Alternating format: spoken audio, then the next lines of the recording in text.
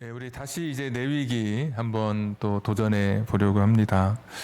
설교하다 보면 이제 설교가 좀 쉬운 그런 본문이 있습니다. 그러니까 여러분이 잘 받아들이기에 어렵지 않은 이제 그런 본문들, 뭐 달리다굼 우리 그런 기도할 때 언급이 됐지만 뭐 그런 본문이라든지 또 뭐 너는 내게 부르짖으라 내가 내게 응답하겠고 크고 은밀한 일을 내게 보이리라 뭐 이런 말씀이라든지.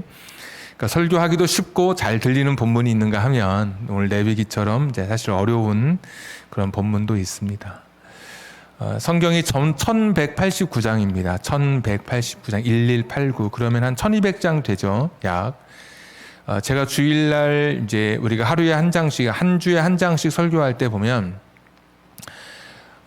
매년 초에는 신앙의 기본기 하고 또 뭐 중간에 절기 있으니까 뭐 어린이 주일, 어버이 주일, 부활 주일 뭐 이런 거 몇 번 하고 성탄절 관련해서 하면 한 10번은 못 하는 것 같더라고요. 그러면 대략 제가 세어 보니까 1년에 한 40번 정도를 이제 주일 설교하게 됩니다. 그러면 매 주에 한 장씩 해도 1년에 40장밖에 사실 못 하는 거예요.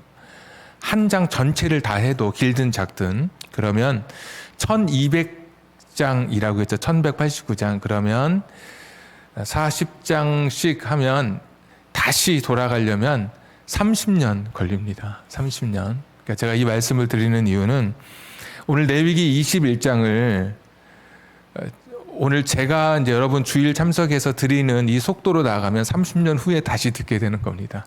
저도 30년 후에 다시 하게 되는 거고, 뭐 쪽으로 이렇게 부분만은 할 수 있겠지만 전체를 다 하는 거는 30년 만에 한번 돌아오는 기회다. 오늘 이게 레위기 21장이 내가 그동안 막 성경 읽었지만 설교를 듣는 한 장의 설교를 내가 듣는 것은 어쩌면 이것이 내 인생의 마지막 기회일 수도 있다. 저도 제가 설교할 때 이게 제가 마지막 21장 설교라고 생각을 하고 말씀을 준비했습니다. 여러분 어렵다고 말씀 미리 사전에 드려요. 쉽게 하지만 어렵고 또 중요한 것은 레위기는 이제 이어지는 우리가 계속 주일날 하기 때문에 오늘 레위기 21장이면 다음 주는 레위기 몇 장일까요? 예, 22장. 엄청난 걸 아셨습니다.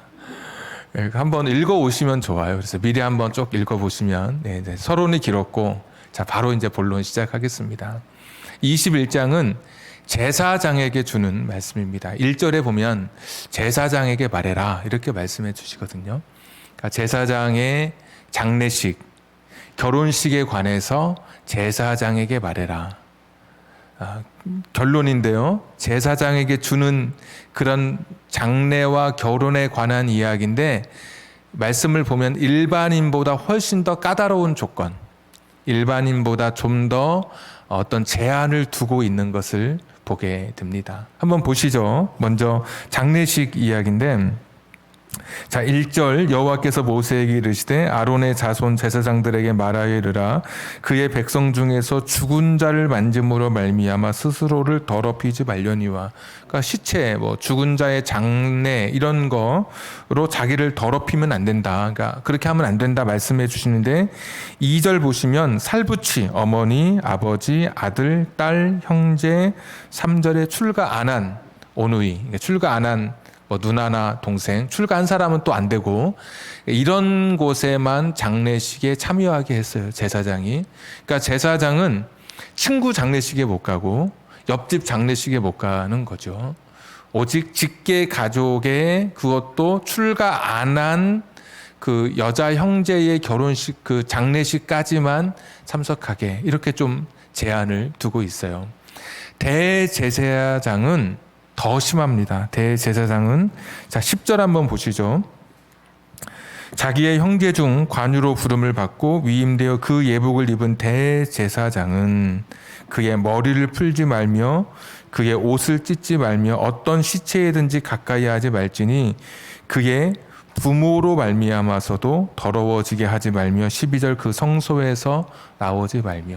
그러니까 대제사장은 제사장보다 더 엄격해요. 머리를 풀고 옷을 찢는 것은 자신의 슬픔을 표시하는 행위잖아요. 근데 자신의 슬픔조차도 표시하지 못하고 밖으로 내지 못하도록 한 거죠. 심지어 부모조차도 장례를 치르지 못하게 하는 그런 규율이 제한 조건이 있었어요. 그러니까 온 이스라엘의 대표로 하나님 앞에 나아가는 사람이니까 자신의 슬픔을 가지고 있을 때 어떤 사람의 기쁨을 가지고 나와왔는데 이 대제사장 자기가 슬픔 속에 있으면 그 사람이 자신의 기쁨을 다 표현하지 못하겠죠. 그러니까 그렇기 때문에 대제사장은 자신의 슬픔을 절제하는 그런 사람. 그러니까 모든 사람의 대표자로서 이스라엘을 대표하는 하나님 앞에 나아갈 때 대표자로서 자기 자신의 슬픔을 제한하고 장례식에 참여해서 혹시나 부정하게 되는 것을 막는 하나님의 방법이라고 할 수 있죠. 이 시대 목사도 사실은 약간 그런 부분이 있습니다. 제가 보니까 목사의 가정에 어려움이 있어도 기쁨으로 찾아온 분에게는 같이 기뻐해야 되는 것이 목사이고, 여러분 가정에 어려움이 있고 여러분이 힘든 일을 겪으면 목사가 웃는 것 같아도 웃는 게 아닙니다. 사실은 여러분이 힘들면 같이 힘든 게 굉장히 이제 오래 가고, 누군가가 아파하는 그런 상태가 계속되면 좀 전체적으로 좀 이렇게 다운되어 있는 그런 것을 보게 됩니다. 아마 그게 이제 일반인들보다 이제 목사가 가져야 할 어떤 그런 공감의 그런 마음이라고 생각도 되고요. 하여튼 대제사장은 자신의 슬픔이나 그런 것을 절제하면서 그 사역을 감당하도록, 그래서 장례식 같은 경우 일반인보다 제사장이 좀 더 제한이 있고, 또 제사장보다 대제사장은 더 큰 제한을 두고 있다. 이게 이제 장례식에 대한 이야기고, 결혼식에 대한 이야기도 마찬가지입니다. 결혼도 한번 보시면 7절 한번 보겠습니다. 그들은, 그러니까 부정한 창녀나, 그러니까 제사장에게 주신 말씀인데, 부정한 창녀나 이혼당한 여인을 취하지 말지니 이는 그가 여호와 하나님께 거룩함이니라. 부정한 창녀라고 하는 것은 제사장은 혈연을 통해서 이제 승계가 됩니다.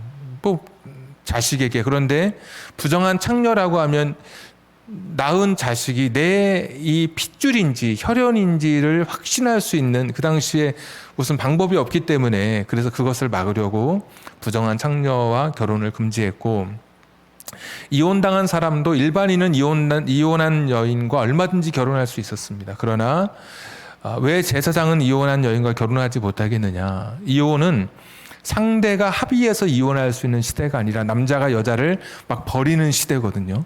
그때는 마구 버리는 시대여서 나중에 제사장이 이혼한 여인과 결혼을 했어요. 그런데 그 전 남편이 이혼한 여인이 부정한 일을 했다. 그래서 이런 것을 막 이렇게 하고 그것에 문제를 제기하기 시작하면 거룩한 제사장으로서 거룩한 그 사역을 감당하기가 좀 저해가 되겠죠. 침해가 되겠죠. 오히려 그렇게 막 전 남편이 그 아내에 대한 부정한 것에 대해서 막 고소하기 시작하면 이게 제사장의 직임을 감당할 수가 없겠죠. 그래서 그런지 좀 엄격하게 부정한 창녀나 이혼한 여인에 대해서는 이제 결혼을 금지해요. 대제사장은 어떠냐? 더 심해요. 더 심해. 한번 보겠습니다. 14절 말씀 우리 같이 한번 읽겠습니다. 21장 14절 시작.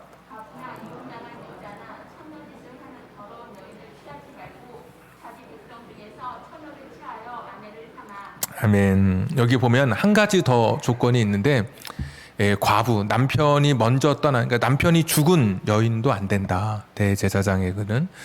그러니까 좀 더 제사장보다 더 이제 제한을 두고 자기 백성 중에서 결혼하지 않은 여인과만 결혼하게 하는 거죠.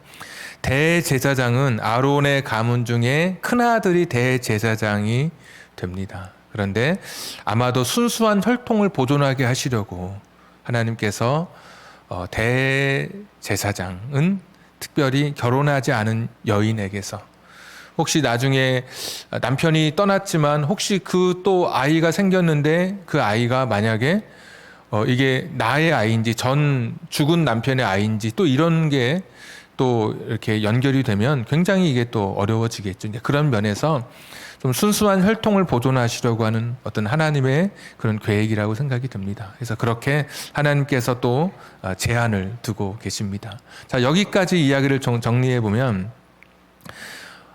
제사장과 이 대제사장은 일반인보다 훨씬 더 엄격하고 자기를 좀 구별하도록 하나님께서 말씀해 주십니다.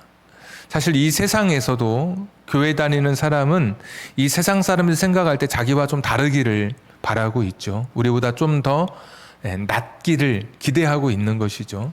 그래서 TV 보면 이런 말도 합니다. 교회 다니는 사람들 이런 말도 나오고, 아니 목사가 뭐 이런 이야기 하죠. 사람들이 은연중에 가지고 있는 생각이 교회 다니는 사람 또 뭐 목사 이런 사람들은 자기들보다 좀 더 성숙하고 윤리적으로나 어떤 세상의 모든 면에서 좀 더 높은 차원의 삶을 살기를 기대하는 거죠. 하나님께서도 그런 차원에서 말씀해 주시죠. 거룩한 백성으로 살아가는데 이스라엘 자체가 거룩한 백성이에요. 내 소유 제사장 나라 거룩한 백성, 이스라엘의 정체성인데 그 거룩한 백성 중에서도 제사장, 대제사장은 더 하나님 앞에 특별하게 자기 자신을 더 거룩하게 지켜라. 특별한 존재여서 제사장과 대제사장이 특별한 존재라서 특별하게 지킨 게 아니라 특별하신 하나님을 섬기는 일이기 때문에 자기 자신을 특별하게 이렇게 지켜가게 하신 것이죠. 그러니까 오늘 이 말씀은 하나님의 기대가 담겨 있어요. 높은 자리, 일을 맡은 것이 중하면 중할수록 더 자기 자신을 다른 사람보다 더 쳐서 복종시키고 하나님의 성품에 가깝도록 자기 자신을 훈련시켜야 되고, 일반 세상 사람과 똑같이 살아서는 그런 하나님의 그 일, 하나님의 나라의 사명을 감당할 수 없다. 너희들은 장례식에서나 결혼식에서도 세상 사람과 똑같은 잣대로 살지 말고 더 높은 차원의 기준을 가지고 살아라. 이제 이런 말씀이 전반부 말씀입니다. 그래서 어렵지 않고 읽으면 아 그렇구나 쉽게 이해가 되는 말씀입니다. 문제는 16절부터가 이제 문제입니다. 16절에 보시면 어떤 말씀 나오냐면 이제 여호와께서 모세에게 말씀하여 이르시되 17절 아론에게 말하여 이르라 누구든지 너의 자손 중 대대로 육체의 흠이 있는 자는 그 하나님의 음식을 드리려고 가까이 오지 못할 것이니라.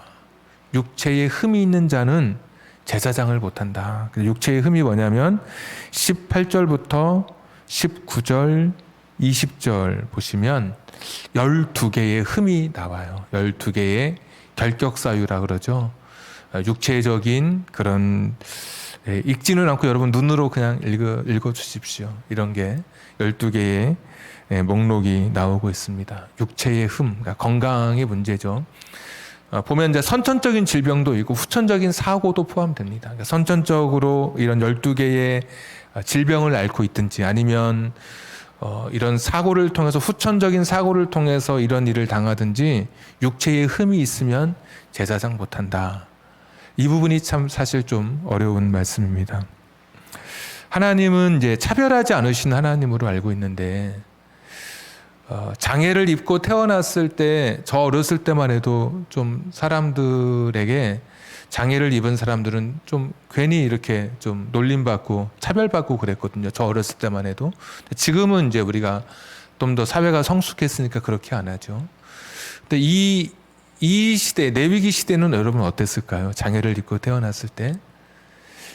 그래서 신약에 등장하는 대부분의 장애인들은 이제 구걸하는 그런 모습으로 등장합니다. 대부분 그렇습니다. 살아갈 수 있는 방법이 없죠. 방도가 없죠. 그랬던 시대에 아니 하나님께서도 차별을 하시나? 이렇게 태어난 것만으로도 이렇게 몸이 불편한 것만으로도 되게 안타깝고 아픈데 하나님께서는 왜 그런 사람들 제사장직을 하지 못하게 하실까라는 그런 생각을 사실 하게 됩니다. 태어날 때부터 앞을 보지 못하고 태어나면 제사장 못하는 거예요. 제사장 가문에 태어났지만 커서 말을 타다가 말에서 떨어져서 다리가 부러지면 여러분 제사장 못하는 거예요. 그래서 한 BC 40년경에 어떤 그 유대 신구약 중간사에 보면 다툼을 하면서 왕권 다툼을 하면서 그 권력을 가진 사람이 대제사장의 귀를 잘라버려요. 그냥 이 사람이 대제사장으로서 힘이 있으니까 그냥 귀를 확 잘라버려요. 대제사장 못하는 거예요, 이 사람. 그런 일도 실제로 있었거든요. 근데 하나님은 태어날 때부터 그렇게 태어났는데, 내가 후천적으로 갑자기 사고를 당해서 이런 일이 일어났는데 왜 하나님은 그런 제사장의 일을 하지 못하게 하실까? 세상에서도 차별받으면서 서럽고 슬펐는데 하나님 자신도 그렇게 차별하시는 분이신가? 사실 이 말씀을 읽으면 12가지 목록에 해당되는 그런 신체적 결함이, 몸이 성하지 않은 분이라면 사실 이 말씀이 되게 서운하게 읽히죠. 여러분이 이런 12가지 항목에 포함이 안 된 분은 사실 그 마음을 모르셔요. 12가지 항목 속에 포함됐던 그런 것을 지금도 가지고 있는 분들은 참 마음이 읽을 때 누구보다도 마음이 되게 아프고 그 옛날의 과거가 떠오르게 될 것 같아요. 하나님은 이렇게 차별하는 분이신가? 한 중학교 교실에서 선생님이 이제 아이들에게 청소를 시킵니다. 근데 청소를 시키는데 이렇게 이야기를 해요. 자, 남자들은 저 무거운 책상하고 저 교탁 옮기고, 여자들은 좀 여기 걸레질하고 빗자루질 해라. 이제 이렇게 하니까 남학생들이 남녀 차별이라고 이제 선생님한테 따지죠. 애들은 뭐 그런 거 뭐. 선생님은 왜 우리만 무거운 거 들어야 되냐고 이제 이렇게. 그때 선생님이 이런 이야기를 하셔요. 이제 교과서 나오는 이야기예요, 교과서에. 내가 너희를 차별하는 게 아니라 남자와 여자의 신체적인 그런 힘을 쓰는 능력 같은 게 있잖아요. 그 차이를, 차별이 아니라 내가 차이를 고려해서 내가 너희들에게 한 말이야. 내가 너를 차별한 게 아니고 그런 차이를 내가 고려해서 한 말이다. 그러니까 오히려 차별이 아닌 차이를 고려했다. 이게 오늘 이 말씀을 풀어가는 방법이에요. 우리가 성경을 읽다가 잘 모르면 하나님 마음으로 우리가 이 성경을 해석하는 게 가장 정확하겠죠. 뭐 해석이 안 되면 가령 이런 거예요. 군대를 가는데 몸이 아파요. 그러면 군대 가서 육체적으로 해야 할 일이 많죠. 총도 쏘고 뭐 훈련도 하고. 그런데 아픈 아이들은 군대에 보내지 않아요. 이거는 차별이라고 안 하죠. 우리가 배려라고 하죠. 그 차이를 인정하고 배려해 준다고 우리가 이야기를 하는 것이죠. 고대 이스라엘의 이 성막에서의 제사장의 역할은 단순히 제사를 그냥 여기 이렇게 서서 집례하는 역할이 아니라 육체적인 노동이 상당히 따르는 그런 직무를 감당했어요. 소 한 마리를 잡아요. 제사자가 잡는다 그래서 우리 레위기 공부했으니까 제사자가 다 해요. 그런데 옮기는 거는 제사장이 옮겨요. 번제단에 옮기는 거는. 소 한 마리를 옮긴다. 여러분 쉬운 일이 아니죠. 그 무게가, 그것을 각을 떠서 옮길 때 그 횟수, 번제단의 높이 있는 번제단에 올라가는 그 오르막, 그리고 이 제사장들은 성전과, 그러니까 성막과 성물의 기구를 관리하는 그런 역할을 다 한단 말이죠. 그러니까 상당한 노동력이 사실 필요해요. 만약에 하나님께서 아픈 사람들에게 12가지 목록을 가진 신체적 결함이 여기 흠이라고 돼 있으니까 몸이 성하지 않은 이런 사람들에게 구분 없이 그냥 아론의 자손들, 제사장들은 제사장을 모두 해라 그러면 너무 힘든데, 나 혼자 걷기도 힘든데, 내 혼자 서 있기도 힘든데 이 일을 안 할 수가 없죠. 왜? 하나님 명령이니까. 내 팔은 무거운 걸 들 수 없을 만큼 그렇게 약해졌는데 내가 이것을 들지 않을 수 없는 것이죠. 왜? 하나님 말씀이니까. 제사장을 하라면 해야 되는 것이죠. 근데 하나님께서 오늘 어떻게 말씀해 주시느냐? 하지 마라라고 해주시는 거예요. 아까 군대 이야기 한 것처럼 몸 약한 사람은 군대 가지 마. 차별이 아니라 그 사람을 배려해 주는 것처럼 오늘 제사장, 이 몸 약한 제사장들을 하나님께서 지금 배려해 주고 계신 거예요. 그러니까 약한 나를 아시고 하나님께서 너 안 해도 돼. 쉬게 해주시는 거예요. 이게 그냥 근거 없는 이야기가 아니라 여러분 22절 한번 보십시오. 그는 그랬어요. 그는 누구냐? 12가지 흠을 가진 제사장이에요. 위에 보시면 그는 그의 하나님의 음식이 지성물이든지 성물이든지 먹을 것이나 그랬어요. 하나님께만 드려진 제물은 일반 사람은 먹지 못하고 제사장만 먹어요. 그런데 그 제물을 먹을 수 있는 특권을 누구에게 주셨냐? 그 몸이 약했던 사람들에게 하나님께서 허락해 주셨어요. 그러면 제사장으로 인정하고 계신 거예요? 안 하고 계신 거예요? 제사장으로 인정하고 계신 거예요. 다만 네가 몸이 약하니까 너 안 해도 돼. 너는 쉬어라. 너 힘들지? 너 어렵지? 너 고통스러웠지? 너는 안 해도 괜찮아. 내가 너를 배려해 줄게. 내가 너를 쉬게 해 줄게. 그냥 쉬어라. 쉬고 다만 먹는 것은 똑같이 먹어. 상관없어. 내가 너를 잘 아니까.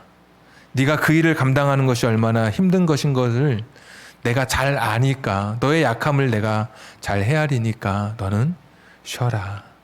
오늘 그런 말씀인 거예요. 하나님은 어떤 분이시냐? 차별하는 분이 아니라 차이를 아시고 헤아려 주시는 그런 분이신 거예요. 인간은 다름을 보고 차이를 보고 합당한 근거와 이유 없이 그 차이를 가지고 차별을 하죠. 그래서 무슨 인종차별, 남녀차별, 학력차별 하는데 하나님은 그런 분이 아니시더라고요. 차별하지 아니하시고 그 차이를 보시고 헤아려 주시고 그 차이를 오히려 위로해 주시는 그런 분이시더라고요. 요한복음 9장에 보시면 날 때부터 맹인이었던 사람이 있어요. 제자들이 지나가다가 예수님께 묻습니다. 이게 누구의 죄입니까? 자기의 죄 때문에 저렇습니까? 태어날 때부터 맹인이니까? 아니면 부모의 죄 때문에 그렇습니까? 9장 3절에 보시면 예수님께서 하나님이 하시는 일을 저에게서 나타내려고 한다. 하나님이 저에게, 저 사람에게 계획이 있다. 저 날 때부터 맹인이었던 저 사람에게 하나님의 뜻이 있다라고 말씀해 주셔요. 그러니까 사람들은 왜 저 사람이 저런지 몰랐단 말이죠. 그런데 하나님은 왜 우리가 약하게 태어났는지, 왜 내 몸에 선천적인 그런 질병을 가지고 태어났는지, 후천적으로 내가 왜 이렇게 고통스러운지 하나님은 아시죠. 그리고 하나님은 거기에 하나님의 뜻이 있는 거예요. 우리는 나 혼자 외롭다 그러고 내가 왜 이런 가정에서 이런 생활 환경을 가지고 태어났는지 스스로 원망할 때도 있고 육체적인 그런 부분에서 내가 낙심할 때도 있었지만 하나님은 어떤 분이시냐? 거기에 대해 하나님의 뜻이 있으시고 그런 우리의 인간의 약함조차도 헤아려 주시고 남에게 말하지 못하는 나의 슬픔조차도 그것을 살펴보시는 하나님이시다. 야, 쉬어도 돼. 그러나 먹는 것은 똑같이 먹어. 여기 하나님의 마음이 담겨져 있는 거예요. 너 힘들었지. 너 눈물 나고 너무나 고통스러운 시간이었지. 다른 사람처럼 함께 막 어깨를 견주지 못하고 서 있는 것조차도 힘들고 그런 슬픔과 그런 아픔을 하나님이 아시는 거예요. 누군가에게 누군가가 내 곁을 떠나가는 그런 슬픔도 하나님 아시는 거예요. 후천적으로 당했던 내 삶에 다가온 갑작스럽게 찾아왔던 사고, 사건, 하나님의 마음, 오늘 레위기 21장을 읽어보니까 하나님의 마음이 보이더라고요. 위로하고 싶은 것이죠, 하나님은. 괜찮다고 어깨를 두들겨 주시면서 그냥 먹기만 해도 돼. 넌 다른 거 안 해도 돼. 감싸 안아주시는 하나님의 모습을 보게 되는 것이죠. 달란트 주실 때 5달란트도 주시고 2달란트도 주시고 1달란트도 주셔요. 우리는 차별이라고 생각했는데 제가 나중에 철들고 보니까 이게 차이였더라고요. 차이. 만약에 5달란트 주면 5달란트 남겨야 되잖아요. 근데 만약에 하나님께서 제게 더 많은 달란트를 주셨다면 저는 그 달란트를 남기기 위해서 더 많이 달려야 되고 지칠 정도로 더 힘써야 되면 전 아마 쓰러졌을 거예요. 하나님이 제게 딱 맞는 달란트, 그냥 제게 맞는 달란트를 주신 것이죠. 더 많이 주시면, 제가 감당할 수 없는 거 주시면 제가 그거 다 어떻게 하겠습니까? 그거 하다가 지쳐 쓰러지게 되죠.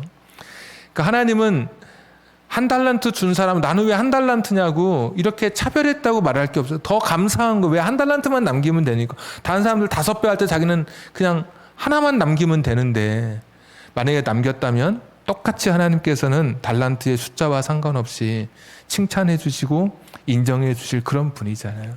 그러니까 하나님은 우리의 차이를 다 아시고, 각자의 차이를 아시고, 그 사람에 맞게 하나님께서 우리의 인생에 주신 것들이 있으시고, 그리고 내가 다른 사람과 너무 같지 못한, 너무 힘들었던 이 12개의 목록처럼 그런 시간들을 지금도 보내고 그런 아픔 속에 있다면, 저는 모르지만 예수님 말씀처럼 하나님의 뜻을 나타내려고, 그곳에 하나님의 영광을 드러내려고 하신 것이라는 그런 말씀으로 오늘 우리가 또 위로를 함께 나누게 됩니다. 하나님은 지금도 우리의 각자의 차이를 헤아려 주시는 하나님, 차별하지 않으시는 하나님이십니다. 배제하지 않으시고 배려하시는 하나님이십니다. 오늘 여러분 약하고 힘들다면 레위기 21장에 하나님은, 그분은 여전히 내게 찾아와서 너 안 해도 돼. 내가 너 다 알아. 네 얼마나 힘든지 알아. 먹는 것은 잘 먹어라. 잘 이겨내라. 너 고단한 너의 인생길에 내가 너와 함께 할게. 주님의 음성이 들려옵니다. 육체적으로 또 마음적으로 상처 입은 여러분들에게 레위기 21장에 차별하지 않으시고 차이를 헤아리시는 그 하나님이 여러분과 함께 해주시기를, 또 우리 인생 속에 배제하지 아니하시고 배려해 주시는 그 하나님의 은혜가 육체와 마음의 상처가 있는 여러분들에게 흘러 넘치는 한 주간 되기를 주님의 이름으로 축복합니다. 우리 찬송 같이 부르고 기도하겠습니다.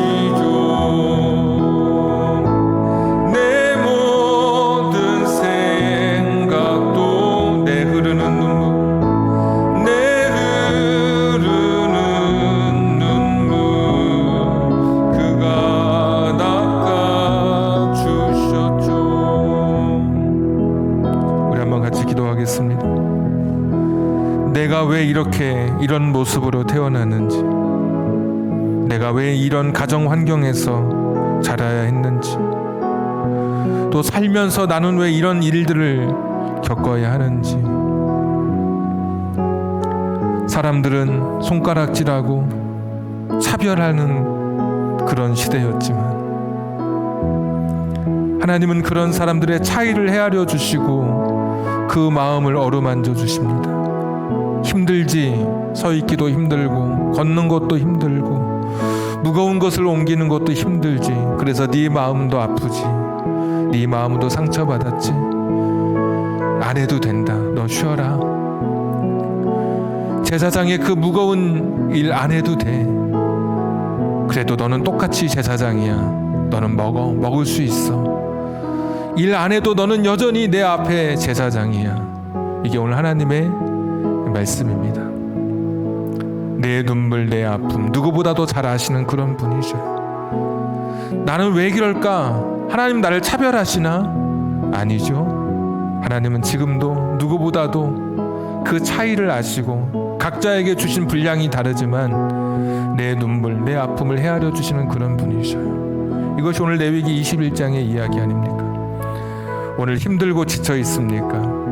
하나님의 뜻이 나타내시고자 하는 하나님의 계획이 분명히 있는 거예요. 내 마음을 누구보다 잘 아시는 그 주님과 함께 한 주간도 승리했으면 좋겠습니다. 우리 1분간만 주신 말씀 기억하면서 같이 기도하겠습니다. 전능하시고 자비로우신 아버지 하나님 도와주시옵소서. 하나님 아버지 불쌍히 여겨주시길 원합니다. 하나님 아버지 긍휼히 여겨주시길 원합니다. 하나님 아버지 내 눈물 아시고 내 마음 아시는 주님 앞에 주님 도와주시옵소서. 주님 도와주시기를 원합니다. 여호와 자비로우신 아버지 하나님 불쌍히 여겨주시옵소서. 하나님 아버지가 불쌍히 여겨주시기를 원합니다. 하나님 아버지여 도와주시기를 원합니다. 주님 도우시옵소서. 아버지 하나님 오늘도 위로해 주신 주님의 믿습니다. 하나님 쉬라고 말씀해 주시는 주님의 말씀을 기억합니다. 쉬라고 말씀해 주시는 주님의 음성을 듣습니다. 하나님 도와주시기를 원합니다. 주님 긍휼히 여겨주시옵소서. 주님 긍휼히 여겨주시기를 원합니다.